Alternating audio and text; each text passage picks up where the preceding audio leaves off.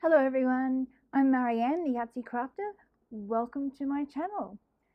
Before I begin today's tutorial, I have something I want to say to all my viewers and subscribers out there. This here is a little card to say thank you, and this here is Mary Lou. She's my new little friend for spring, autumn, depending on where you are in the world, and she sends her hearts and kisses to you all. The reason, special reason today is that first of all, I was so blown away when I found out how many subscribers I now have after just 3 months of opening my YouTube channel. My first goal was to get about 100 subscribers. I thought that was an achievement, and I didn't expect to get to that number so quickly after such a slow start. So, it was a shock when I posted my latest video and I saw the count was over 700. Oh my God, I was so blown away by that. 700 subscribers, over 700 subscribers. Wow, I'm just so overwhelmed by that. So I want to thank all my viewers for watching my channel, and I want to thank all of you who have subscribed to my channel. It just means the world to me. So I'm a bit of an insomniac. So instead of sleeping last night, I spent the time reading through all your wonderful, inspiring comments that you've posted on all my videos. I feel truly honored and thankful by all your support and your lovely comments, and it's something I've never experienced before in my life, and I hope I can continue to inspire you in future videos. I created this channel because I love being creative and I love to inspire others to explore their own creativity. I've had countless numbers of people over the years telling me they're not creative, and I may not have said anything to them at the time, but I know for a fact that's not true at all. Everyone, in my opinion, everyone is creative in their own right. If you buy clothes or furniture for your house, or you put a meal together, then you are creative if you think about it. But I don't have the right to try and persuade anyone they're not creative if they're not willing to believe it for themselves. That's very important. You've got to believe that you can create something before you can feel incentivized to go and do it.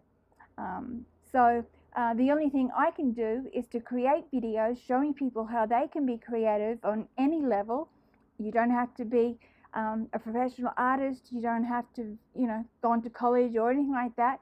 And I especially want to inspire everybody to explore their creative side. I think we as humans need to be creative in whatever way we choose. You don't have to do art or journaling. You can do anything, any hobby at all that you can think of. It's very important to do these things, to get out of the everyday life and do something special for ourselves, to nurture our mental and physical well-being. I think that's very important. So anyway, having said that, I better get on with today's tutorial before my eyes start tearing up. So once again, I want to thank you all very, very much. I really appreciate it. Now, I'll put this away and we'll get on with the tutorial. Okay, this is the what I'm going to use as a journal cover. I showed you this if you saw the video yesterday. This is out of a music sheet book. I've just cut it down to size. This is going to be 6 1/4 inches wide by 8 1/4 inches high, this journal. So it's fairly soft cover, but I'm going to cover the outside in fabric, and then the inside I had this sheet that I collaged of book pages ages ago, and I've been waiting to use it because it's such a big piece and it's very hard to store away. So I want to use it up. So I'm going to use this to put on the inside, just something a bit different. So that's going to be covering the inside of the journal cover. So what I'm going to do, again, a little bit differently, is I'm going to cover the inside first, and I'm going to wrap this around to the outside so that the edges are all tucked, covered up as well. That will give a bit of strength as well to the edges of the journal cover. And then after I've done that, I'm going to sew in the signature, the journal signature first, because I want to have a hidden spine. And then I'm going to glue this fabric over the top. And after I've done that, I've got all these little pieces here that I want to put on the front. I've cut them out ready to go, just to save some time. So I will layer them on there. This panel here I've yet to cut out, and I'm going to angle that and have this little bird on there and a few bits and pieces. So that's the plan for the journal cover. So I'll put all this aside for now, because to measure this fabric, it's best to get fabric that's ironed out flat. This is a 100% cotton fabric. It's that quilting fabric that they use, and I love the pattern, and the colouring suits the theme of this journal. So unfortunately I'm going to lose that part, but I have used this in a journal before, so that's no big loss. But I love this flower. This is the colour of the flowers and the greenery, that transition from one season to the other, like from winter to spring and summer to autumn. So that's, anyway, I think that's those colours. So the way I'm going to do this is, I've already measured it out, as you can see. I just place this on the fabric here, and I trace around the outside with a pen, and then I add a 1/4 of an inch, because what I'm going to do is, before I glue it on, I'm going to take this to my sewing machine, and I'm going to stitch around the edge on that inner line that I've created. That will stop the, because I want the edges to fray over time. So if I sew this on this inner line, that will stop the fraying from encumbering over onto this side that where you don't want it. It'll stay on the outside, hopefully. And then I will glue this on, because I don't want to, by this stage the signature will be sewn in, so I can't very well take this to my sewing machine and sew this fabric onto the outside. So that's my plan. So anyway, so first of all, I'll put this one aside now, and we'll get on with this part. This is the all I'm going to do is, I've got a piece edge here that was a bit torn, I think, there. So I'm going to stay away from this edge here and concentrate more on this edge, and have a look to see what side I prefer facing up. And I don't really know, to be honest. This one has more variation, because you've got 1, 2, 3, 4 panels, which is the same as the 1, 2, 3, 4. So it's much of a muchness, really. But this one will be like that, so I don't know. I think I'll put it that way. And so what I'm going to do is, this is going to go on the inside, so I'll turn it over like this, and I will measure it up, and I will give myself about 1 inch or 1.5 inch border on each side. So to make sure that I've got it straight, I'll use this triangle here to make sure the edge, put that aside, such a big piece to work on. So just make sure that this corner is straight and it looks straight. It's all measuring up, so I know this is a right angle. So that's perfect. So all I have to do is measure this, what I say, 1 or 1.5. I've got lots of pages there, so I might do it 1.5, just to give myself a bit of safety there. 1.5. So I'm just going to draw a frame around the two sides first of 1.5 inches or 4 centimeters in metric. So there we go. I'm so excited to get stuck into doing this journal. So first of all, I need to get the cover done. So there we go, and now I can draw or trace around the edge here. I could just measure it out with the ruler, but just in case there's some variation in the measurements, because we're hand doing this, and there we go, I've moved it. So yeah, there's always little room for error. Measurements never work out perfectly, doesn't matter how many times I find you can measure, and when you draw it out, it doesn't always go to plan. So we do the best we can. There we go.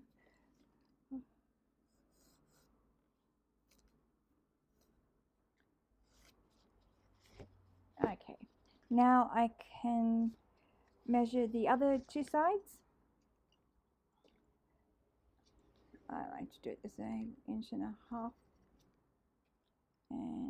inches.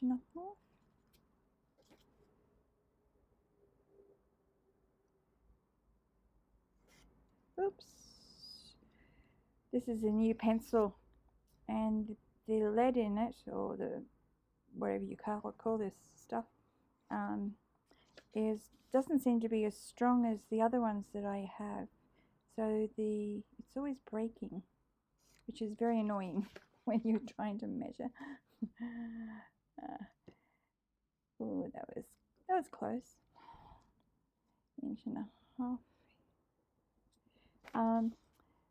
I don't know whether you can hear the helicopter. We've had a helicopter flying around outside for most of the afternoon. I don't know whether someone's fallen over a cliff, which they often do up here in the mountains. We have lots of lookouts and cliffs and on the walking tracks and whatnot. Or I also heard police sirens before. So the other thing we have up here all the time are car accidents on the highway, and it closes off the highway a lot of the time.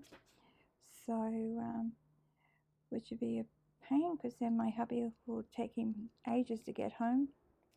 And I feel sorry for the truck drivers, because they can't get through whatsoever, so they're stuck for hours on the side of the highway. So okay, so I will just cut this out, and I'll have to do it with my scissors, because my cutting mat, the big one, is over the side here, and my computer's on it at the moment, so I've only got the little one available, and I'm not wearing my glasses. I feel strange wearing glasses. I only started wearing glasses, having to wear glasses to see up close the last few months, because and I feel like I have to take them off. I want to take them off all the time so I can see better. Yeah, it's a bit strange, isn't it? So yeah, it's hard. I'm finding it hard to get used to them, because before I only had to wear the glasses. I'm short-sighted, used to be short-sighted, so I only used to have to wear them when I was driving to see distance. I had glasses to see in the distance, and usually only when my eyes get tired or at night time. But yeah, my poor old eyes are getting tired, worn out, and I feel proud, because I'm the last one in my family to need glasses. Everyone else is at that stage. Okay, so now I'm going to glue this on to here. So I'll do that, and I won't bore you with me doing that. I'm sure you've seen it a million times before, so I'll do that, and I'll get back to you shortly.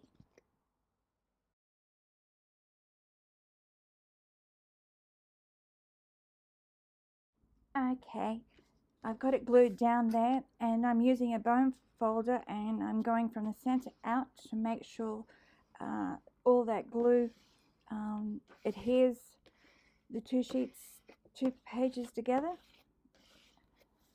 and that should be pretty good. So now all you have to do is, not all you have to do, but the next step is we're going to fold this over on this side. This is very brittle, so I'm yeah, taking a risk here to see that it doesn't tear when I do try and fold it over.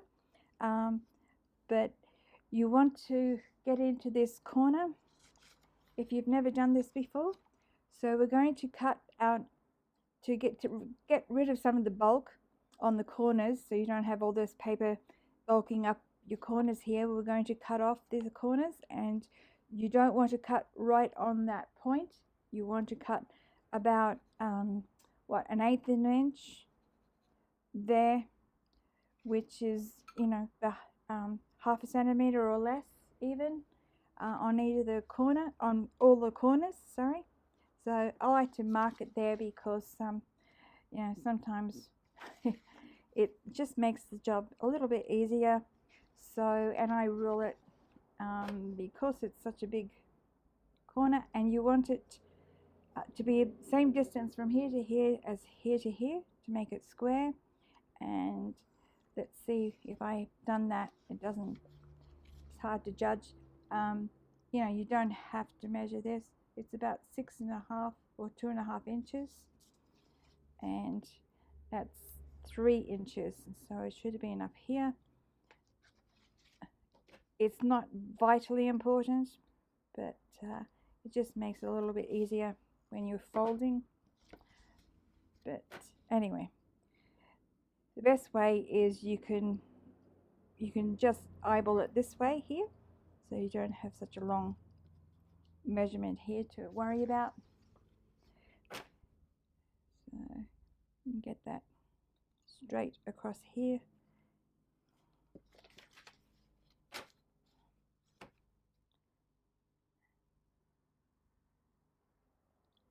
Okay, and then we just go around and cut along those lines.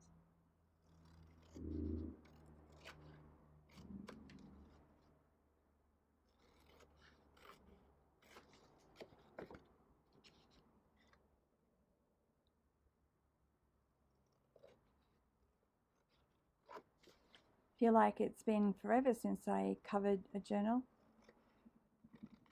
like this.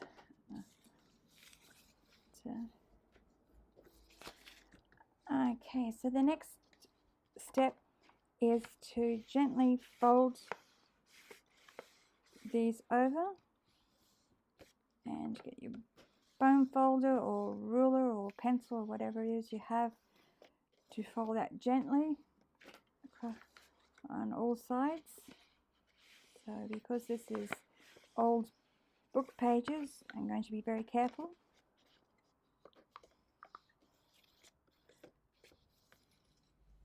This just makes it to pre-crease these papers, these flaps.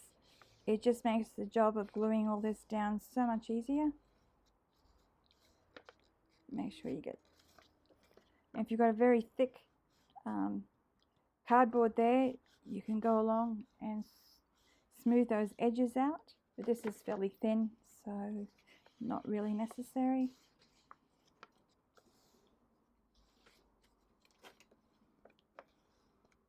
Okay, so they all get glued down.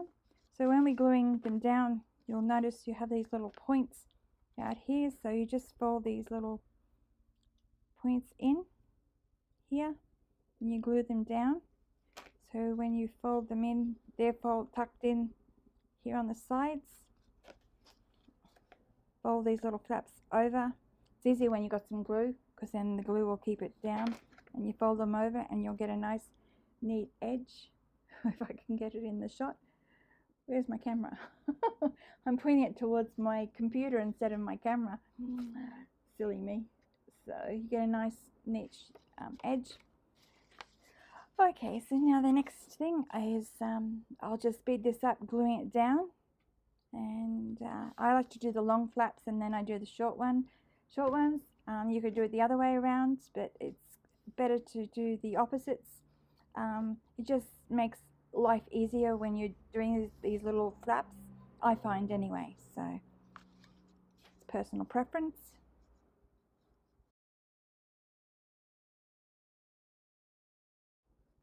The other thing I didn't tell you, when you're folding these little flaps in, you only have to do it to the last two. So the first ones just go down neatly. And also this cover had a shiny surface. So, if you saw the video yesterday, I explained I got some gesso on there and I had to sand it off, which reminded me that if you have a shiny surface, to help the glue adhere to the shiny surface, I just used a bit of fine sandpaper and I sanded the surface down first. It just makes it easier when you're gluing it down, that it will actually stick. And this piece here, I must have got enough glue on because it's resisting my attempts to keep it down. So, and it's very important to have those edges down. Okay, I'll keep going.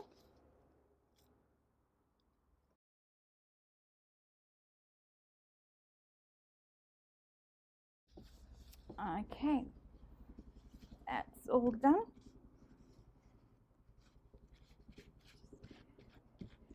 Clean off any of the excess glue. And there we go. You see? It's very hard to see because it's all the same color, isn't it? It's very light. Okay, so now it's best to leave this to completely dry before you go any further anyway. So I'll leave that to dry and then I'll come back and we can get on with the rest of it.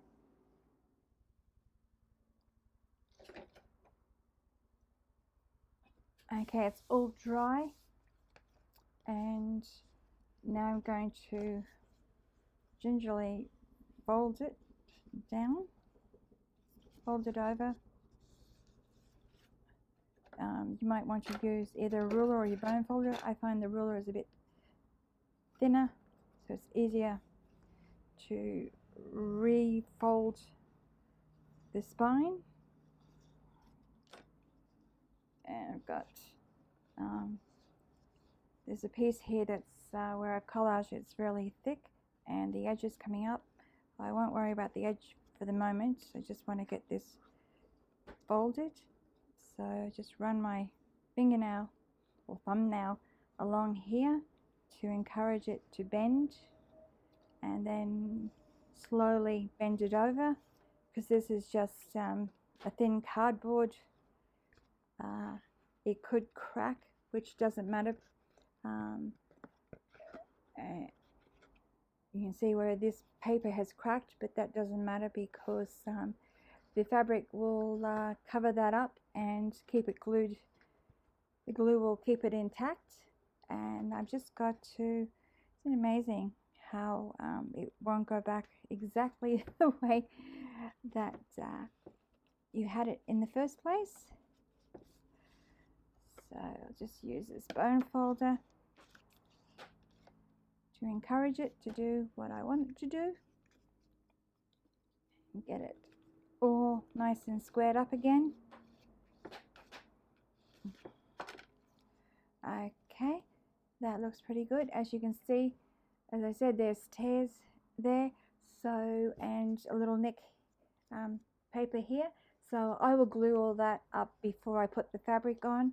But now need to, before we can go any further, before I can put this on here, I need to, I went around and as you can see, I sewed that border on the inner edge there, so that now, you know, when you playing around with it, it'll start fraying naturally. But when I've glued it onto the cover, I will then go ahead and start pulling the strands of cotton out to fray it a little bit more, just a little bit, because over time it will fray. The more you use it, the more it will fray, usually anyway. So that's like that. So I've got some papers together. So I showed you yesterday. This is out of a book, a nature book. There's pretty images there, and this berries here I've painted this cover with some berries on. I haven't finished painting it, but I think it's fine the way it is. I'm not going to fuss about it. So this, I've tried to make this grungy. I've also printed out my notes. There's 5 of them floating around because there's 5 weeks of this year, I hope. And so this is my calendar. And if you've been watching my last video, I'm doing these journals. I'm doing a monthly journal, so every month I will do a different journal. It'll have a different theme and a different color scheme, and so that way I can keep it fresh and show you, different techniques with different journal pages, and it keeps it exciting, I think, and it's nice and fresh, and you don't get bored with the same journal. You're not working on the same journal for the whole year or months at a time. So that's my idea with that. So so anyway, I've started putting bits and pieces even before I've sewn it in. So this is going to be a little tuck spot here that I torn out. I wanted it to be kind of grungy, so I've torn some of the pages here, or a lot of the pages. There's my mood chart that may go in here somewhere. That's an envelope, grungy envelope that I've tucked in there. And so I've torn out some of these pages. There's another notes there. So as you can see, I've torn out all these pages. This is out of a book about the Orient, and I love those images there, and the colors. Thought they worked well in the garden. You can see that it's kind of all muted colors, very vintage looking, and I thought it suited the theme of this journal, so I tucked that in there. And I turned this over. It was a bit long, so I turned it over to make bottom pockets, and I won't have to cover them up because the colors are very pretty. So anyway, these are just some of the papers that I actually showed you in the last video. Remember that? These are just tore out, and this is, I love this one that I collage. These are thin papers. All of them are fairly thin. That's copy paper. That's a thin paper. This is that dictionary paper. It's very thin. Some graph paper that's very thin, and these 3 here are just normal white book pages, and I've just put some gesso on there, collaged them together and put gesso on there, so I get a grungy look, a muted look that you can do some journaling on there. I think I absolutely love that. So anyway, that's I think we'll leave it there for today, and in the next video I'll have these all sorted out exactly the way I want them, and I'll show you how to sew them in, and then we can put the outer cover on and decorate the front. So there we go. That's all today, and thank you very much for watching, and I hope you're excited to hopefully journal along with me and make another journal for this month, and I'll see you in the next video. Have a happy crafty day, everyone. Thanks for watching. Bye bye.